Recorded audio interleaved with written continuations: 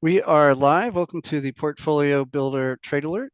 Today's October 30th, 2025. Ton of content to cover. Big picture, we sold MicroStrategy, BitMine, and HYPD, consolidating what was around 72% of the portfolio into 30% of the portfolio with SONN. That ticker will change. I think it'll be PER, which relates to the branding of Hyperliquid.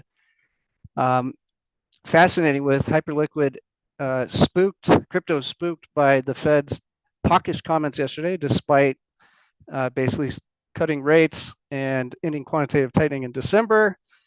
Uh, they gave uncertainty around whether there would be future rate cuts. Um, I believe that's just showmanship. Absolutely, lots of rate cuts coming. So I would be buying the dip. SON is only down 1% with Hyperliquid down 10 right now. So extremely strong. They raised $300 million and are doing a merger that I believe brings their total assets to about $1 billion. So really nice digital asset treasury company. And we've got a lot of content on this, why we think crypto is going to skyrocket here into next year. We got a lot of great news yesterday, pretty much everything you could hope for outside of that single Federal Reserve comment. But yeah, dump those three. Bison, Hyperliquid is eating everyone's lunch, and that's really the single greatest play for the crypto markets. Now, this is a chart, and most of this presentation is going to be discussing the small niche plays we've picked for AI. But I want to start off with some broader things related to Hyperliquid, to crypto. Um, and basically, we have a trend where a lot of the time when gold is cooling off or selling off, a lot of that capital rotates into crypto. So with gold peaking out just below 4,400 and starting to pull back because the fears of the US and China decoupling are muted, we've got a 1-year truce. So that's really not a problem for the next 12 months. So again, we're expecting the $30 trillion gold market to start to rotate into Bitcoin here. So again, the US government's running about $1 trillion deficit every quarter. That's not going to change. That's the only thing you need to really worry about in the long term to be long crypto assets. And SONN is the single best bet to do so. So that's, again, why we made the move. And yes, you absolutely want to make that change. Now, if only about 5% of the market cap rolls from gold into Bitcoin, we're anticipating around a $240,000 Bitcoin price by next year.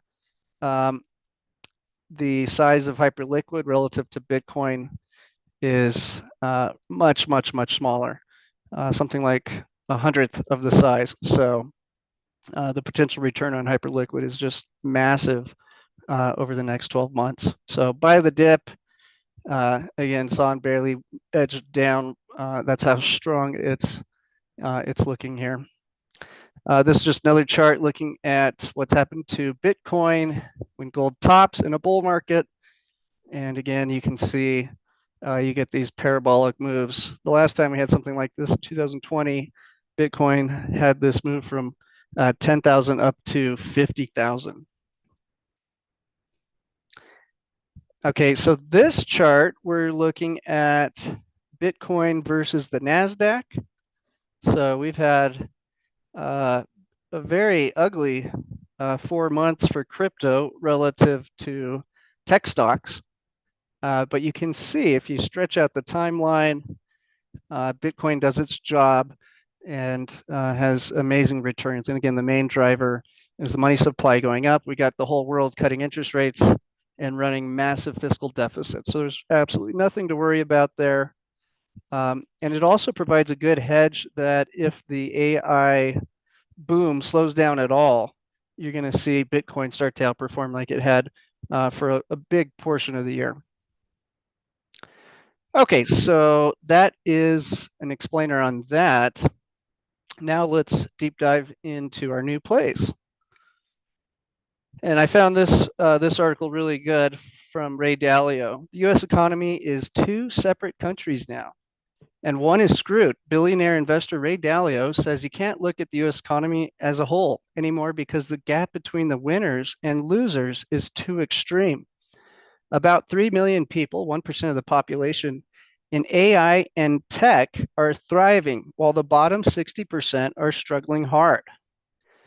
He digs down deeper. If you are looking at, say, the AI world, and really what amounts to be about 3 million people, 1% of the population, and then 5 to 10% who are working around that industry, you have one world that the whole world is dependent on.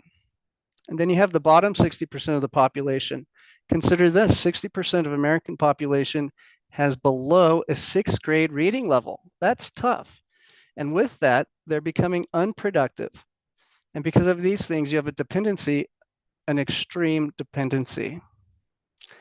So basically what's happening here is people who are not adapting and placing themselves in front of the future are getting left behind.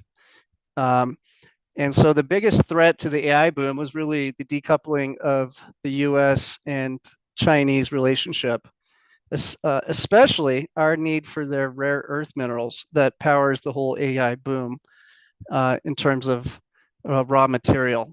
So this is off the table for a year, and we're now looking at rate cuts to help drive the economy back up.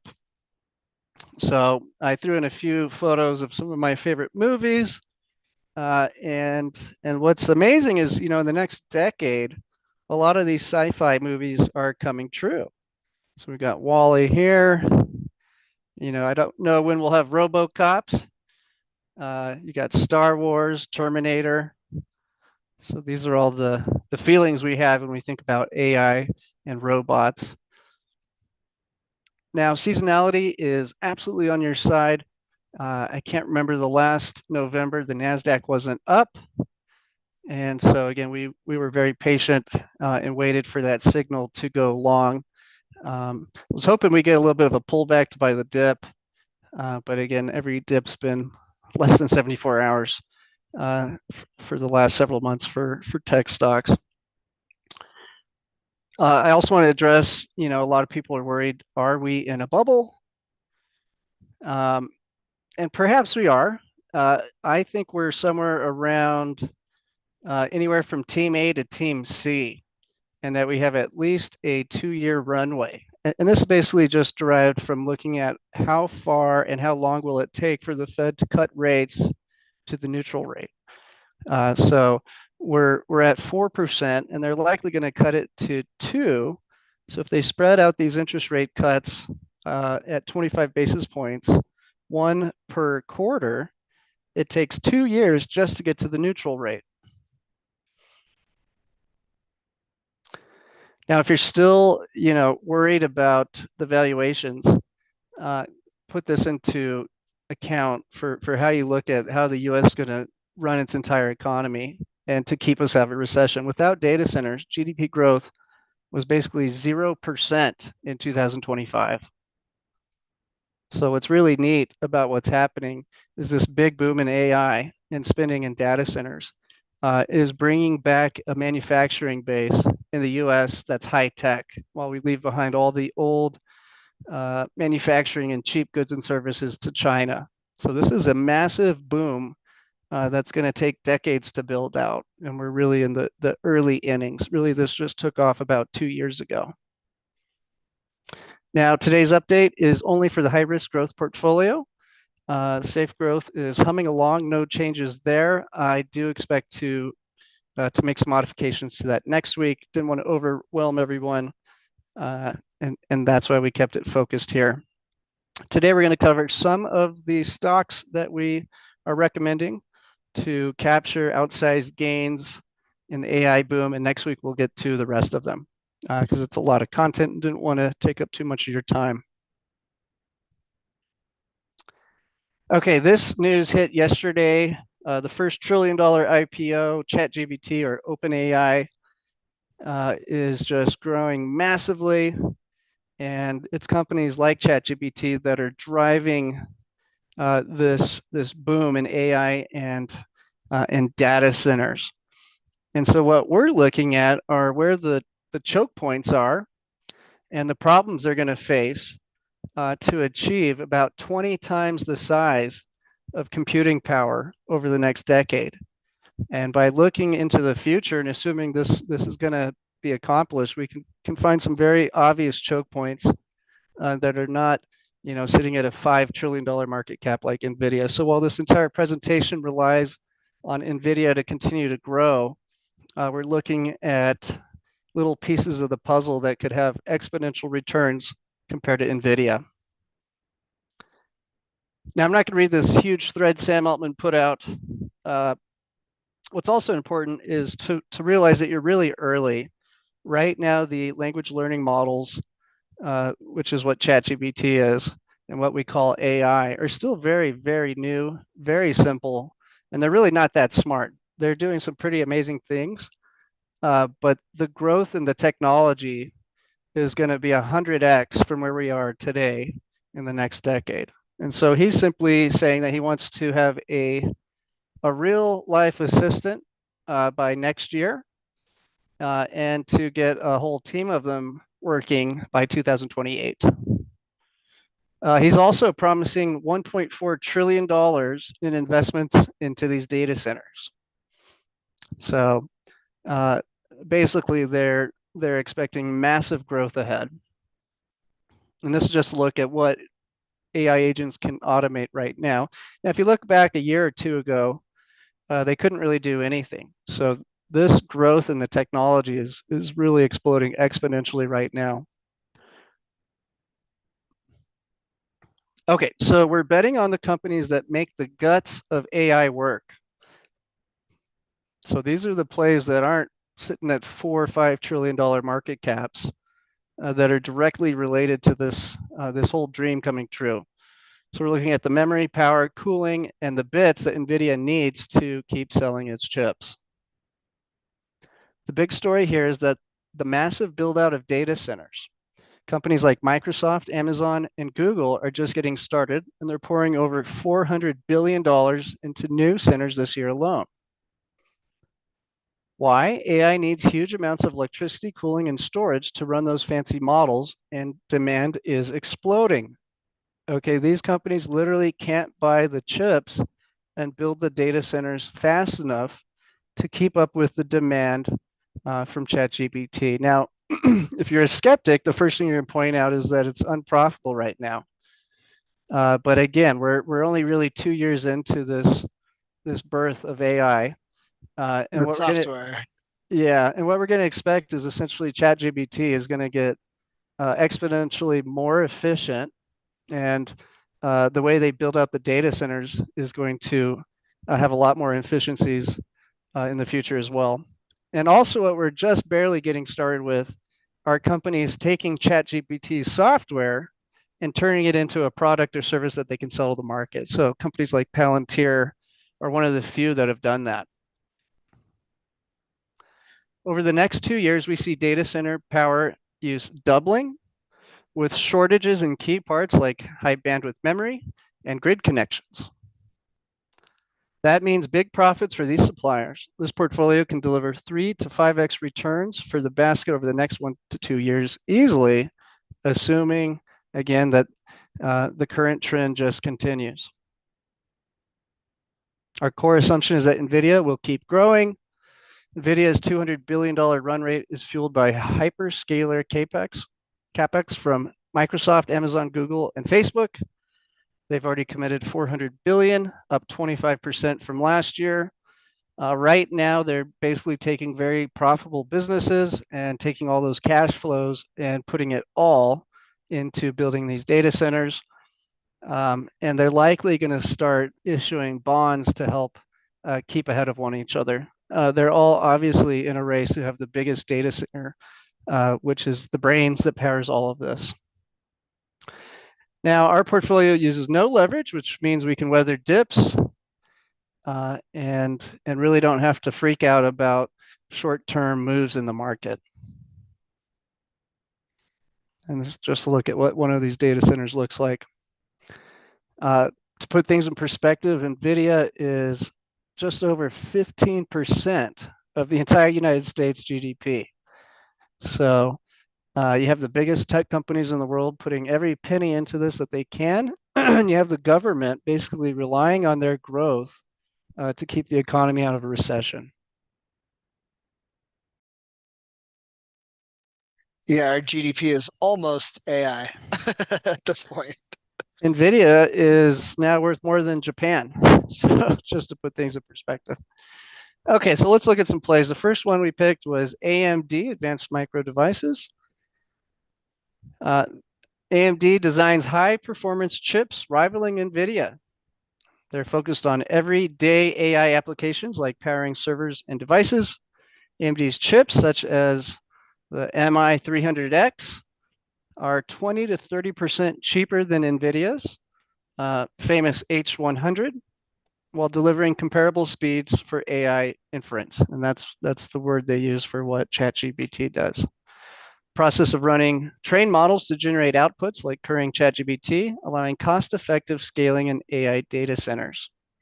If AMD captures 20% of the market share from NVIDIA, which has around 80 to 90% dominance right now, we can expect this stock to easily have a 3 to 5x multiple. And here's their chart, up 63% in the past year. Yeah, Jason, the government just gave him $1 billion to build out supercomputers this week too. I think it was Monday, I believe, on AMD. Nice. Okay, in this we have Micron Technologies.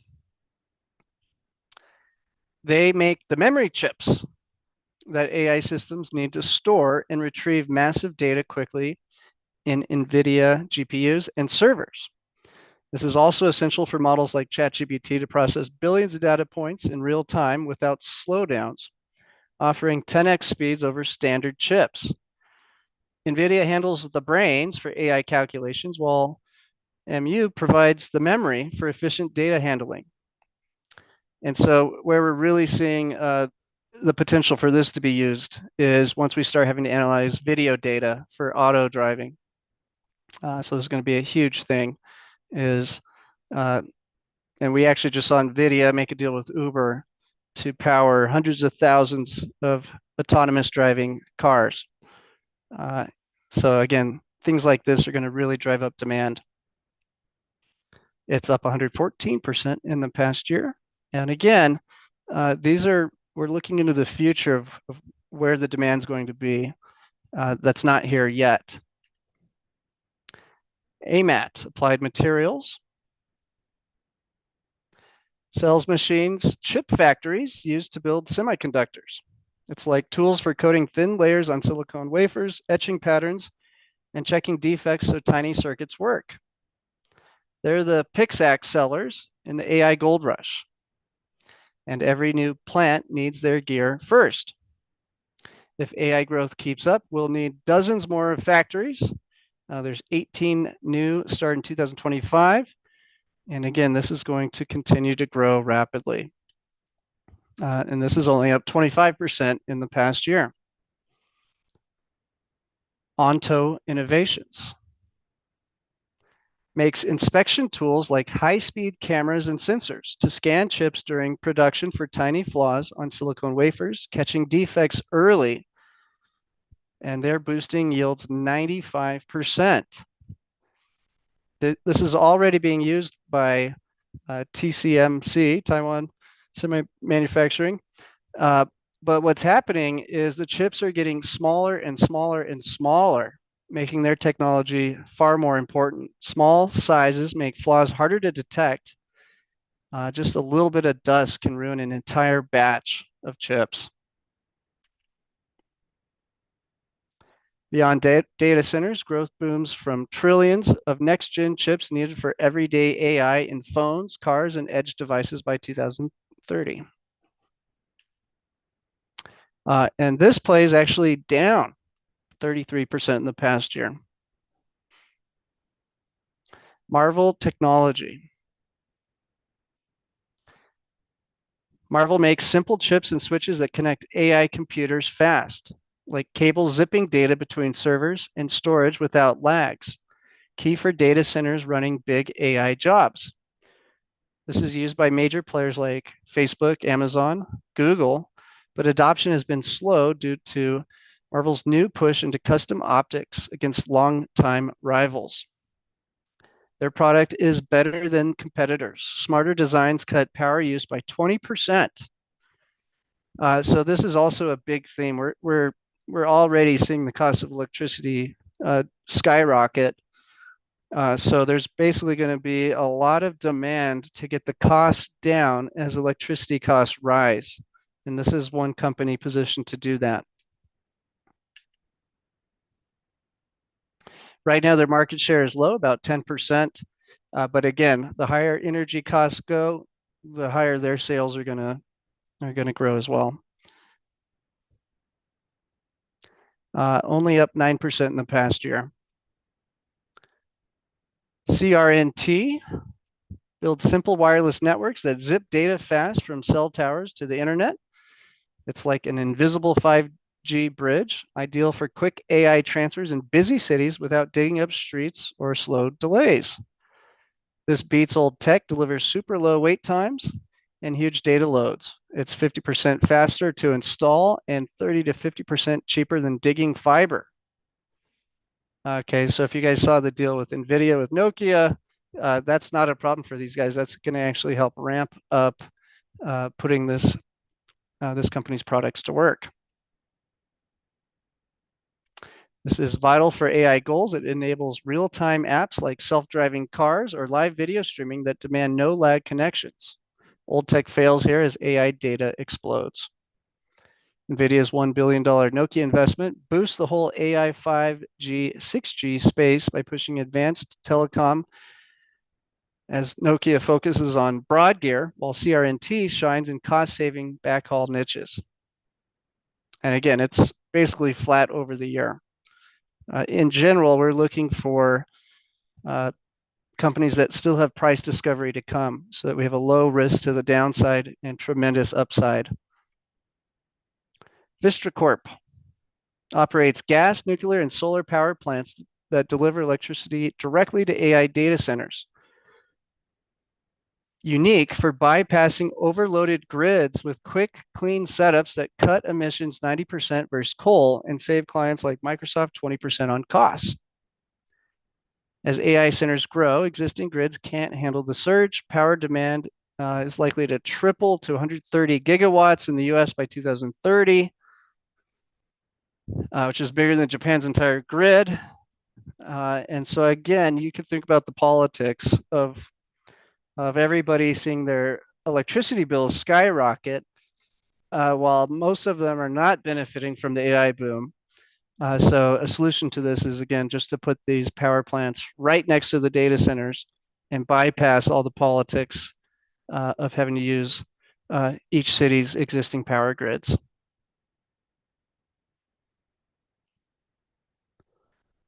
This company's up 58%. And again, we're just starting to see the energy start to spike. So this is going to become a bigger and bigger problem that we can forecast and get ahead of with VST. BWXT,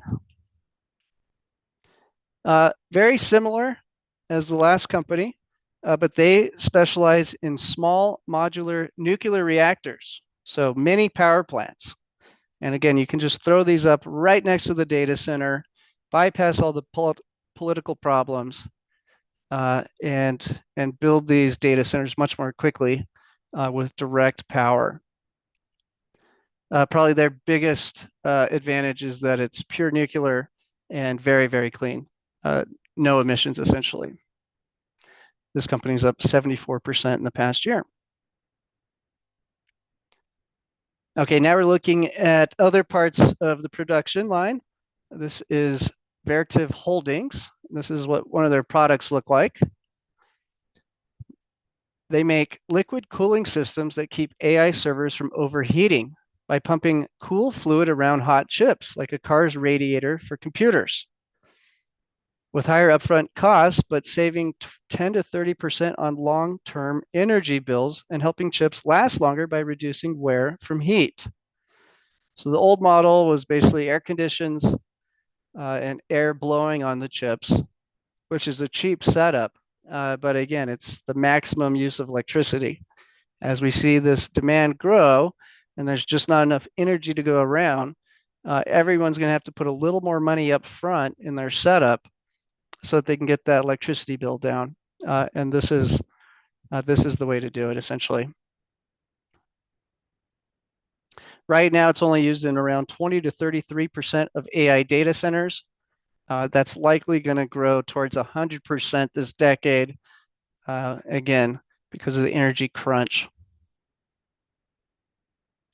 Another thing is that the chips are basically getting hotter and hotter. So the current chips run at 70 to 85 Celsius, but we're expecting the future chips to run at 90 to 100 Celsius. So you're absolutely going to have to invest in these high-end cooling systems. And this company is, again, only up 74% in the past year. NVTS makes efficient power chips using GaN and SiC, special compounds that switch electricity faster and cooler than regular silicon. It's like upgrading from a slow bulb to an LED for less heat and waste. These smart converters are cutting power waste by 40% versus old silicon, keeping systems cooler and slashing energy bills 10 to 20%. They have an edge over their rivals, custom high voltage chips tailored for NVIDIA's next gen design. So they're really designing their entire company around the future chips that are going to be coming into the data centers in 2026. And this is where old silicon just can't keep up. So again, the last company is taking advantage of a necessity that's about to come, just like this company is. And this company is actually up a lot over the last year, up 424%. Cores, and this is a sad scene for the Bitcoin, but these guys are basically taking old Bitcoin mining factories and converting them into AI data centers. They build fast setup data centers for AI by converting old Bitcoin mining sites into high-powered AI server farms, like ready-made buildings with massive electricity that launch in months instead of years for new builds. So again, we're getting into a crunch phase. They've had decent revenues, but we're expecting this to basically quickly be maxed out. They'll basically buy up every mining company they can and convert it to an AI data center. And Cores is up 49% in the past year. CleanSpark, same idea, but they're using cleaner energy. They convert old Bitcoin mining sites into AI data centers with ready power for quick setups, but they're unique with ultra low cost renewable energy. So about 30% cheaper energy with their setup. And they already have a lot of sites that they own to quickly help data centers expand. Now, if we get politicians getting angry about CO2 emissions, this would give them a big edge. And what's funny is we had Bill Gates come out and say that the climate change isn't a problem. Probably posted that because Microsoft's so heavily invested in this. And of course, they're driving a lot of CO2 emissions and energy use. This company's up 60% in the past year. Okay, now we're moving to some companies that actually use the LLMs and generate revenues. So everybody knows about Palantir, which is our next pick. Still a good bet, but this one could really explode higher. BigBear.ai, BBAI, builds easy AI tools for military and government to crunch data fast, like spotting enemies in live drone videos or planning supply routes to keep troops safe and efficient. Big Bear handles the in the field side with quick, cheap AA that runs on devices right at the action. Stuff Palantir's wider systems don't specialize in for tactical, real-time needs. They've only raised 2.7 million bucks so far compared to Palantir's $10 billion deal. And again, now that they're having good success so far with Palantir, it's not hard to imagine they start getting 10, 20, $100 million deals in 2026. And this company's up a lot, 335%, but their revenues are tiny. So there's a lot of upside here.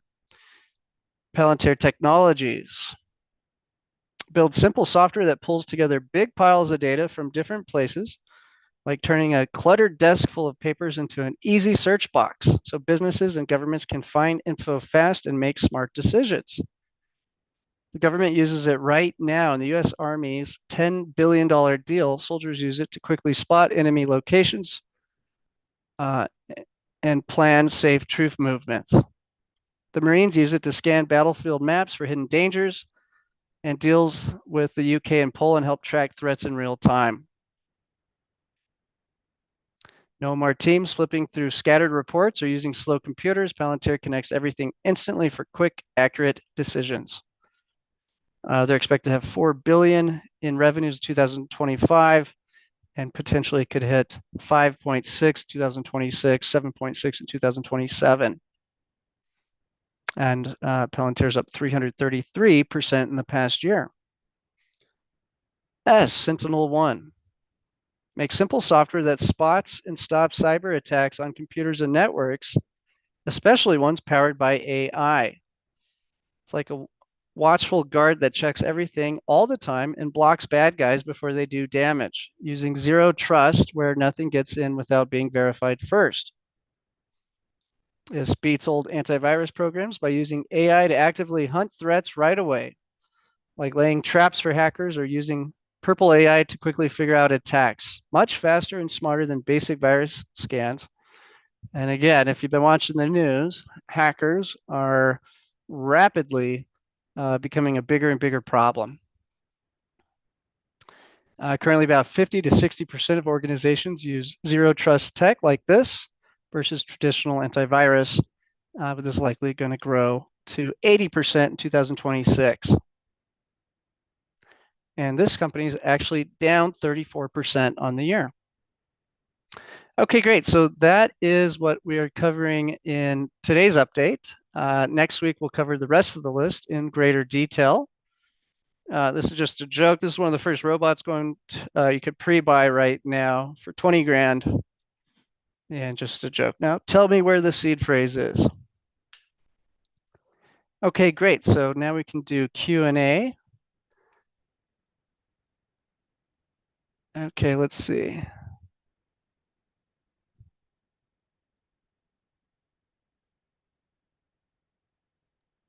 Okay, Ashok's asking about yeah, if there's any companies you want me to look into, there's literally 1,000 plus of these great companies out there. So what we try to do is basically look forward and get the ones that have huge growth opportunity that's not priced in already. So just email support any other tickers you'd like me to look at. John's asking about, yeah, it used to be a biotech company, but yeah, they put $300 million together already that will soon be buying Hyperliquid, and yeah, they're going full bore Hyperliquid, and yeah, their return since yesterday is really impressive considering Hyperliquid's down. So it just gives you the previous hype debt has been underperforming hype. So that was obviously not a good signal. Gary's saying I'm still in SOXL. Well, when you're in SOXL, your leverage play on NVIDIA and a lot of the supply chain.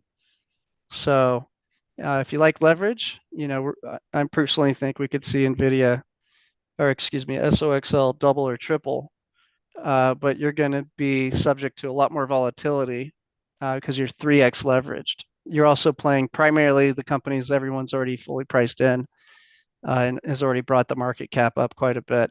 So most of the companies we're giving you today are very low market cap and could really spike 3 to 5x with no leverage.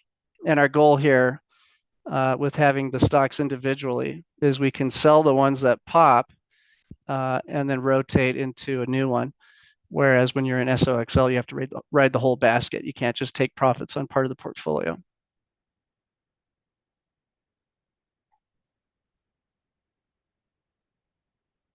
Yeah, guys. So Sond was not really ready to invest in when we went into HYPD, and they're just doing a better job at the same thing. So there's no reason to hold HYPD when you can rotate into SONN. So yeah, without question, you want to ditch HYPD and get the upgraded version of the same strategy.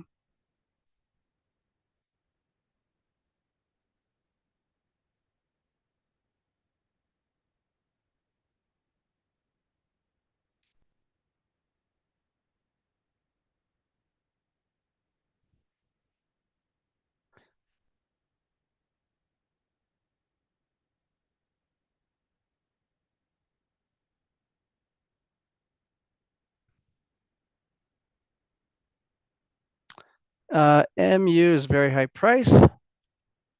Well, see, the reason we like MU is because we're not yet having to analyze insane amounts of video data.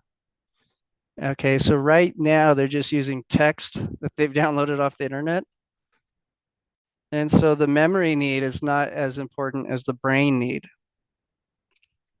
But a lot of the top people in AI are all saying the key to really breaking through for AGI is going to be analyzing video, just like humans do.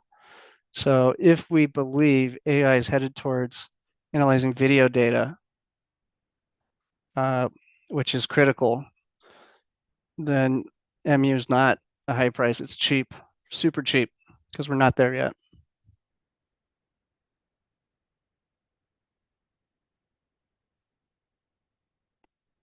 So yeah, I guess NVIDIA is like how fast you can think and analyze, but MU is how much data you can store for NVIDIA to analyze. So right now it has to work with very small data sets. If you try to give a LLM uh, a big, massive block of text, it gets lost, it forgets what's going on, it just can't handle it. And that's why MU is going to be so important to the future because the amount of data in just a single image is massive. It's and now you got a 10-minute video you're trying to use LLM with. It's just an insane amount of data that's going to be stored in the memory. Yeah, and the memory expansion and how many bits is going to be in anything. Taji will expand forever. So yeah, it's definitely something you want to own during this bull cycle. Aaron's asking about AWS. Yeah, they've been down a couple times in the last few weeks. I'm not sure. I'll try to get you a clear answer for that next week. But yeah, the whole internet goes down when um, The API issue, Jay. people are asking, are we going to get back into hyped Bitminer, MicroStrategy? Nope, we're just going to go long Son. So absolutely no reason to hold those three. It's the same play, but we have a really professional company doing it that's raised a lot of money, and we're just seeing a lot of slack in the Bitcoin Ethereum play. So I'm still bullish on Bitcoin and Ethereum, but as you know, our core business relates to Hyperliquid. That's what we're absolute experts at. Hyperliquid is eating everyone's lunch. So there's, they represent a third of all the revenue in DeFi. They're eating away Coinbase and Binance's market share, and they're doing it with 11 employees. So it's just an absolute remarkable story. It's trading at around probably a 3 to 4 uh, multiple right now. So you really couldn't get a better company to own over the next several years than Hyperliquid. And the best angle into that on the stock market is SONN. A far better option is Rebel Dividends. But if you're in stocks, that would be the way to do it.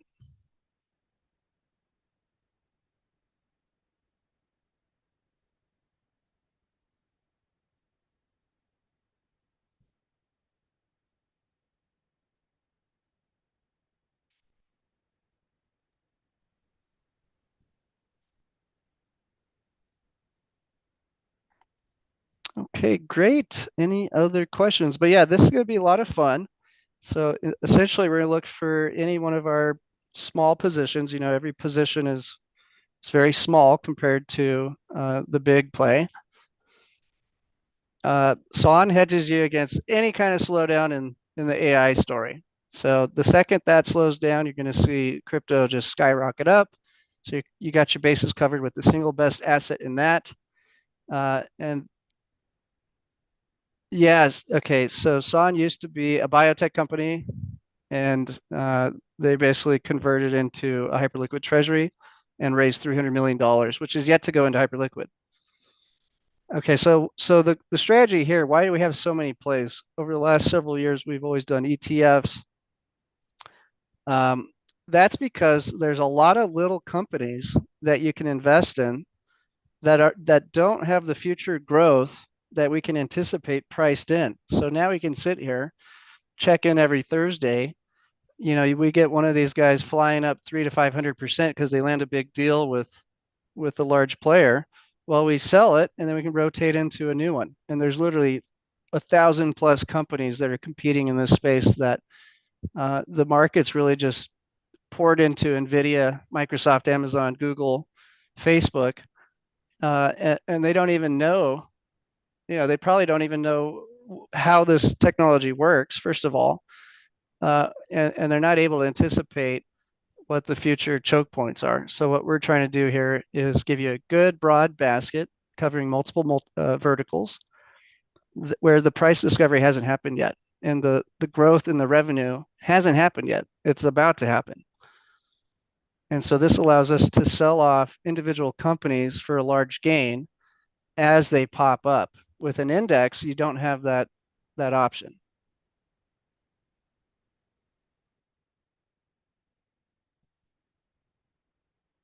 So yeah, you can expect every Thursday, if we have a big profit in one of the positions, we're going to sell it and rotate it into something new that again has future price movement not priced in yet, where we have a high probability that they are going to land a big deal and it is going to make their stock jump 2, 3, 400%. And that's again why we didn't do a bunch of ETFs. There's a good dozen AI ETFs, but if you buy that, you're stuck in the whole basket. You can't sell the big winner and then rotate into a new position. So that's the main reason why. A week ago, I almost pulled the trigger on a handful of cool ETFs that try to accomplish what I did with the hand-picked stocks. But we're in a bubble-like territory where money is going to start doing exactly what we're doing. And every week we're going to see positions just skyrocket irrationally, and we're just going to sell it and rotate into a new position. So it's going to be a lot of fun. In this particular market environment, this is really the best way to reduce risk and get the best upside here without just doing the crowded trade.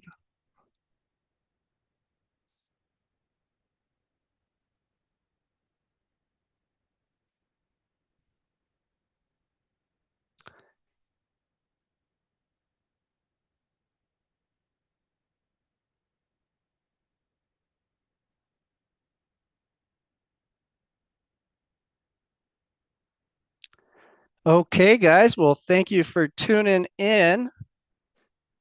We'll be back next week, same place, same time. If any of these picks skyrocket before next Thursday, look for a trade alert. We'll be looking for anywhere from a double to a triple to pull the trigger on a case-by-case basis. There's an endless amount of these companies to invest in. We were we're looking for basically companies that are underpriced, that have catalysts in the future that haven't happened yet, and that we're trying to predict will happen ahead of time. And that's really our edge here as a small investor with a big basket of small positions.